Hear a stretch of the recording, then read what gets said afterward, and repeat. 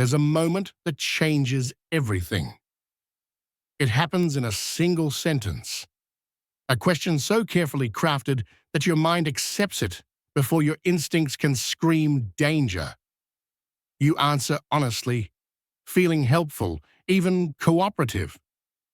But seconds later, a sinking realization hits you. You've just handed over your power. You're now defending yourself for something you didn't do, apologizing for instincts that were trying to protect you, and worst of all, you're fighting a battle against yourself while they watch. This isn't just deception.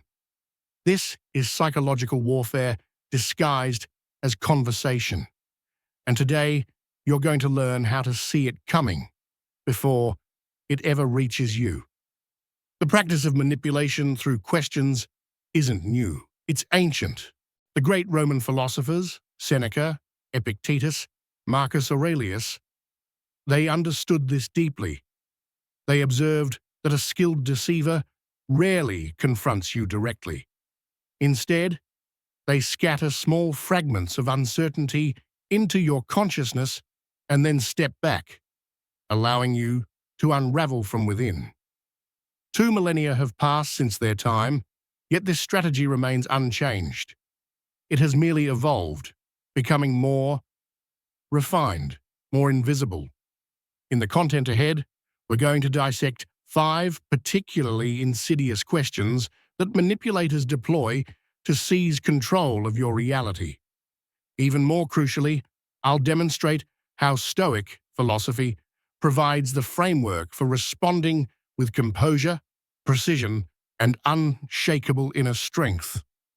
When we reach the end, you'll possess the awareness needed to ensure no one can ever turn you into a piece on their board again.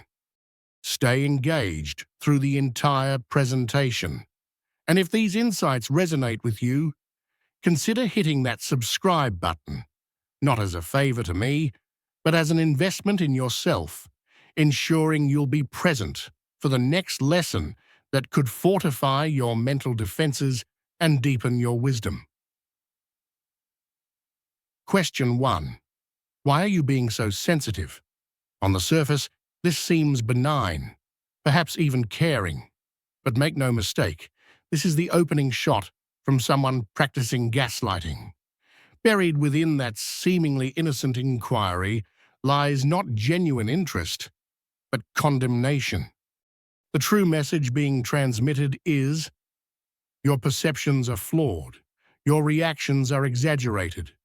The issue isn't my behavior, it's your interpretation. Take a moment to reflect. Have you experienced a relationship where the instant you identified something problematic, your concern was dismissed with mockery? Oh, you're being overly sensitive. Perhaps in a professional setting, you question the morality of a particular choice, only to be told you're overreacting. This is simply how business operates. That's not compassion. That's a deliberate tactic, because their objective is to dismantle your most valuable protection, your perception. They aim to take your sensitivity, which is actually your internal alarm system, and reframe it as a character flaw. Seneca observed, "We suffer more often in imagination than in reality." Those who manipulate understand this principle intimately. They inject doubt into your imagination until you begin second-guessing your own judgment, until you become convinced that you're the source of the problem. But here's what they don't want you to know. Sensitivity is not fragility. Sensitivity is awareness. The individual who experiences things deeply often detects the fractures in the foundation long before others notice any instability. Consider the financial analyst who identifies minor discrepancies in accounting records. They're ridiculed as excessively cautious, yet eventually expose a fraud worth millions. Think of the spouse who perceives a subtle shift in their partner's patterns, dismissed as imagining problems, only to uncover infidelity months later. In both scenarios, sensitivity wasn't a liability. It was the early detection system. So what would a Stoic practitioner do? Marcus Aurelius declared, "If someone can demonstrate I'm mistaken and reveal my error, I will happily adjust my position, because I seek truth, not triumph." A person who genuinely values you will never weaponize your awareness. Only those concealing something fear your perception. Therefore, the next time someone deploys the phrase, "Why are you being so sensitive?" resist the urge to become defensive or angry. Simply maintain your composure, meet their eyes, and respond calmly. "I'm not being sensitive, I'm being observant. Does that make you uncomfortable?" One clear statement, and you'll witness the facade begin to crack. Question 2. You trust me, right? The tone is soft, almost vulnerable. But beneath that gentle exterior, this isn't actually a question. It's a manipulation tactic. Because when someone demands trust, rather than earning it through actions, they've already exposed their strategy. Consider this carefully. A genuinely trustworthy individual doesn't need to verbally request your confidence. Their behavior communicates louder than any words ever could. Day after day, consistent actions construct trust organically. But when someone looks directly into your eyes and presses, "You trust me, right?" what they're actually communicating is, "Don't analyze, don't question, just surrender your critical thinking to me." Epictetus warned us, "It is impossible for someone to learn what they believe they already possess knowledge of." Deceivers comprehend this wisdom.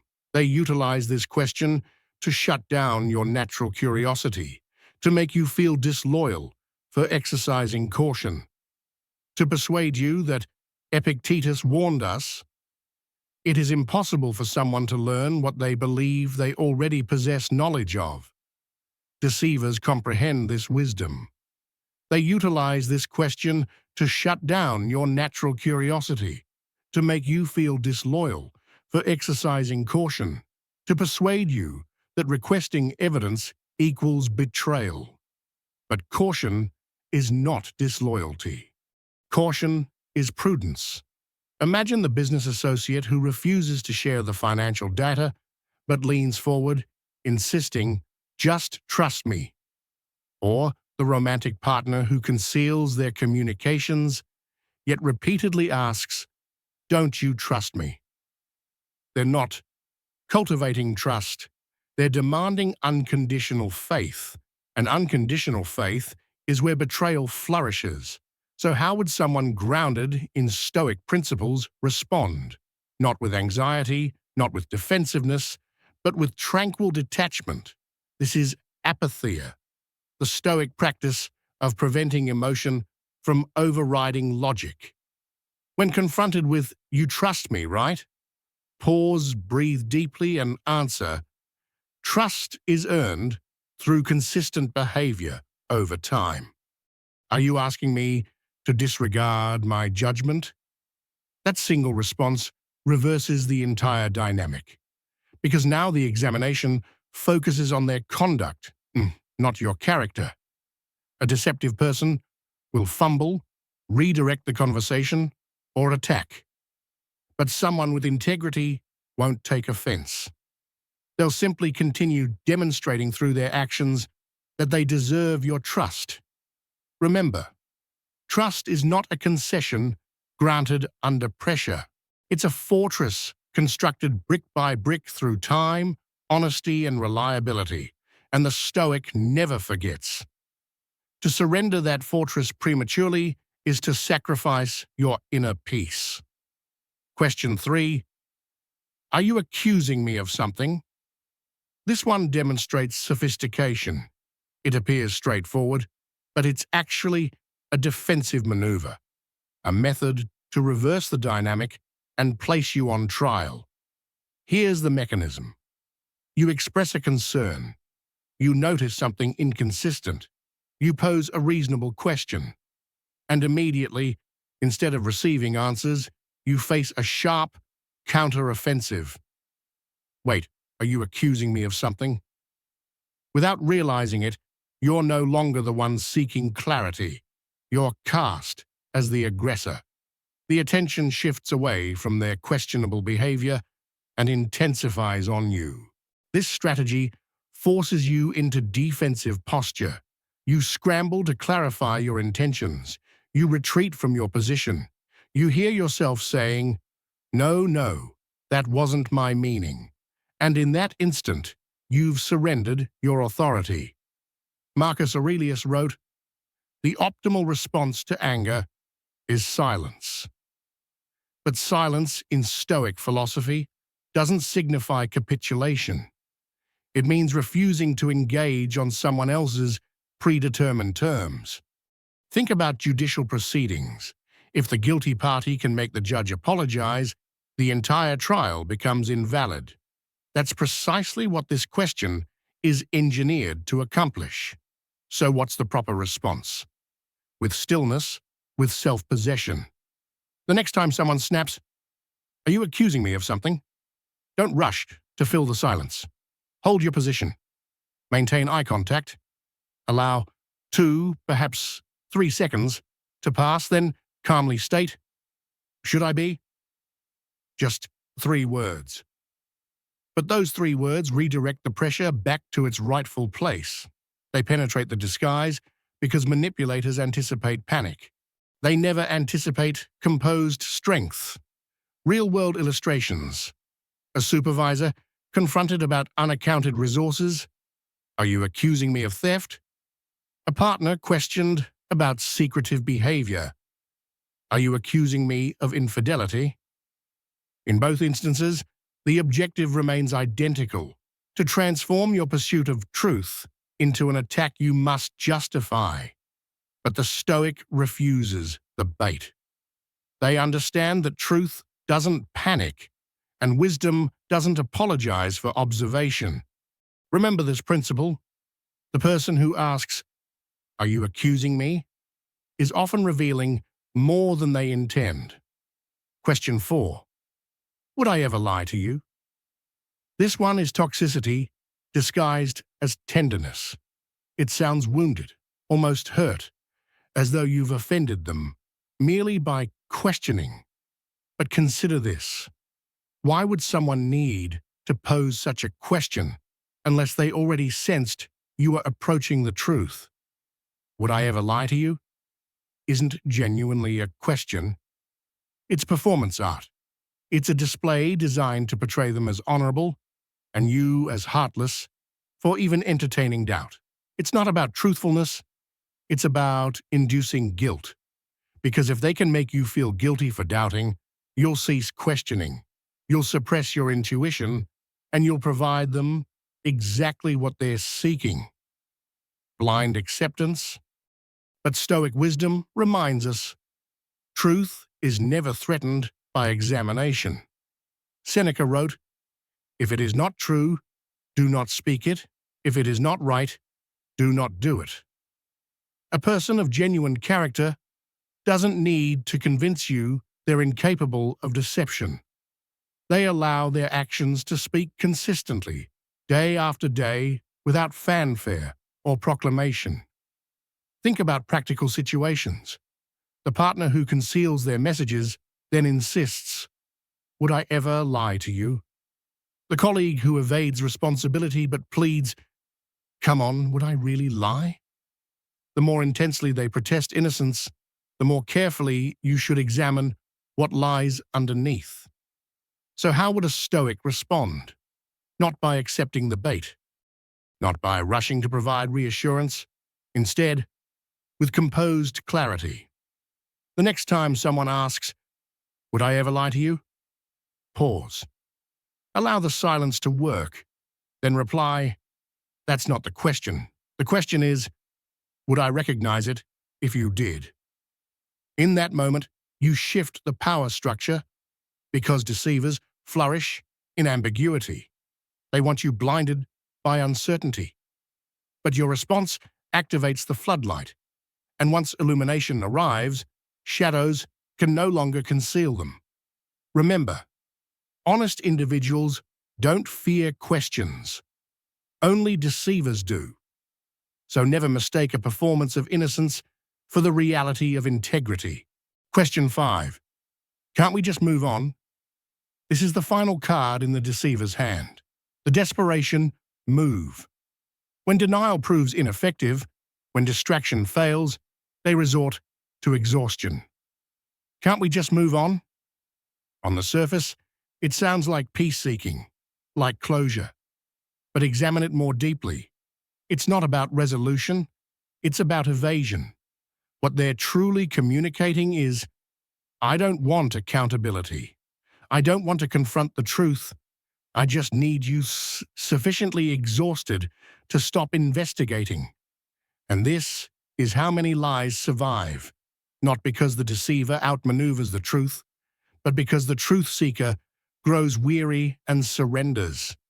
The Stoic philosophers understood this tactic thoroughly.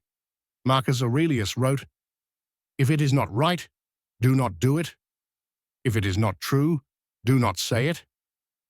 Notice he never added, unless it's inconvenient. For the Stoic, truth has no expiration date. It doesn't fade simply because someone wants to move forward. Consider real scenarios: a corporation caught in scandal.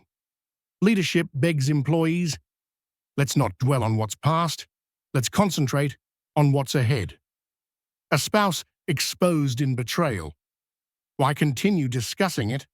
Let's move forward. But in both cases, the plea isn't for healing. It's for silence. It's to bury what still festers in darkness.